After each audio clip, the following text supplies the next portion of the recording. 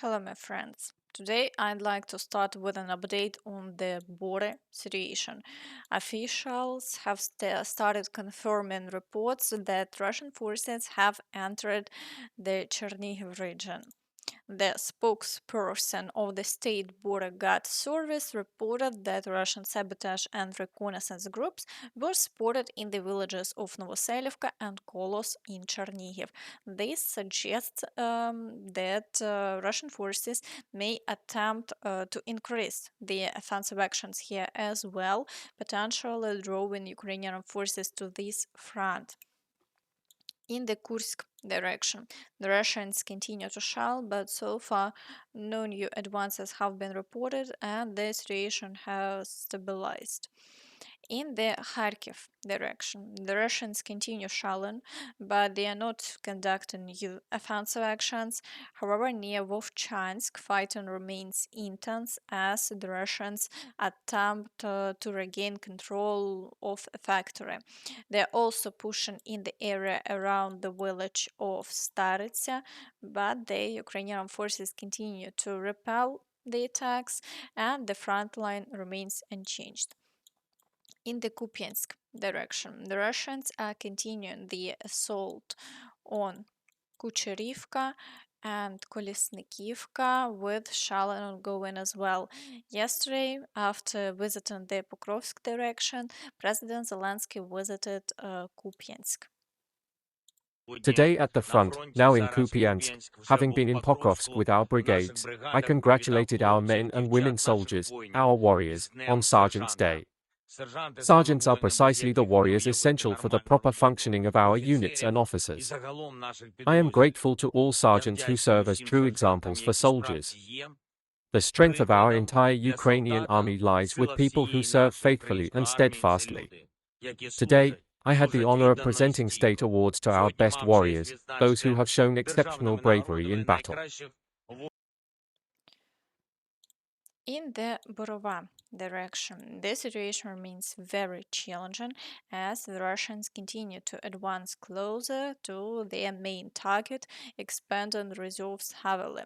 Today, fighting continues for Zaporizhzhia with shelling in Lozova and battles ongoing around Novosergiyevka.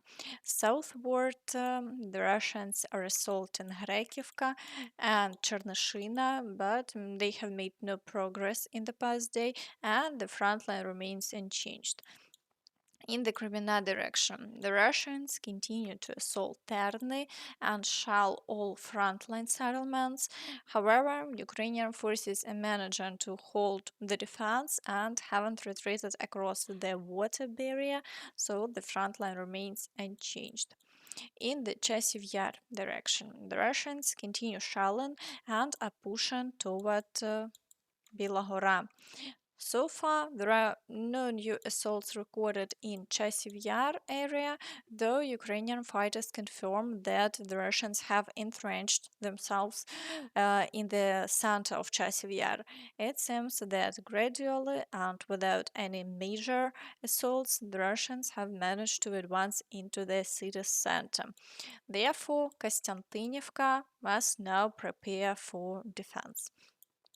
In the Toretsk direction, the Russians continue their assaults on Sherbinivka and are attempting to advance into Toretsk.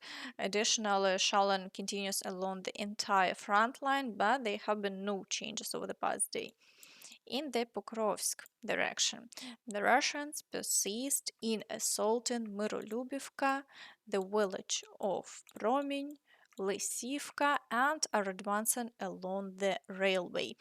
Battles are also ongoing southward for control of Petrivka, Grigorivka, Pustinka, and Yurievka. Despite Russian claims over the past 2 days of capturing two settlements, the Ukrainian side hasn't confirmed these successes, and for now the front line remains unchanged.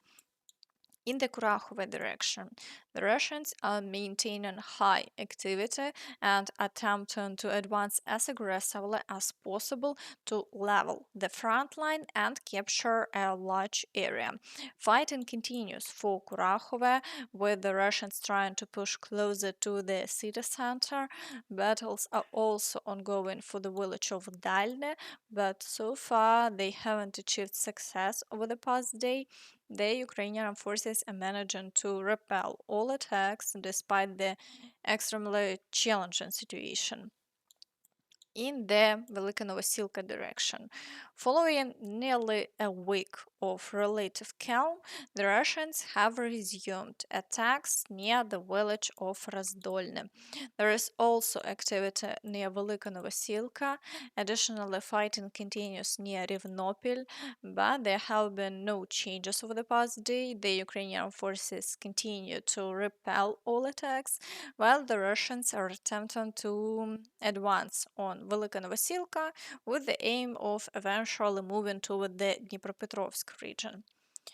In the Zaporizhzhia direction, the Russians continue the assaults on Novoandriivka and are also shelling Orikhiv, with the main strikes concentrated in Zaporizhzhia. Last evening, the Russians launched a large number of strikes on the city.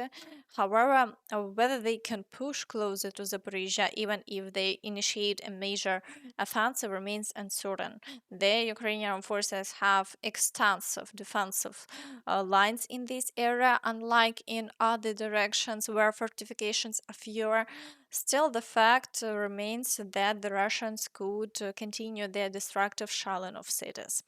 This could potentially be countered by F-16 fighter jets, although there may not be enough to fully stop Russian strikes. In the Kherson direction, the Russians are advancing onto the islands near Hola Pristan. Fighting also continues near the Kozachi Lahiri area, and shelling of the right bank remains relentless. Meanwhile, one of Trump's advisors has spoken against strikes on Russian territory. Allowing Ukraine to conduct long-range strikes within Russia is a step toward escalation, said Trump's U.S. National Security Advisor Waltz. He mentioned that the Biden administration didn't inform him in advance about the decision regarding long-range strikes on Russia. This is, another step toward escalation, and no one knows where it could lead. North Korea is supplying ballistic missiles, artillery, and now tens of thousands of soldiers.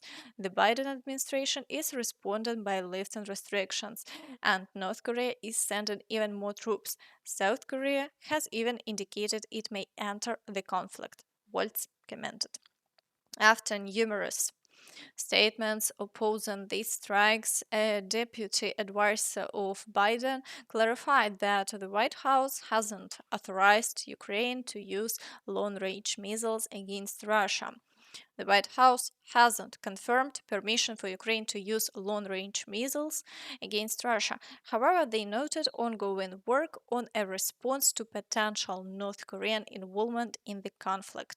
If there are circumstances that develop and change, we'll adapt to meet them and continue to support Ukrainians in defending their territory and sovereignty, the deputy advisor said.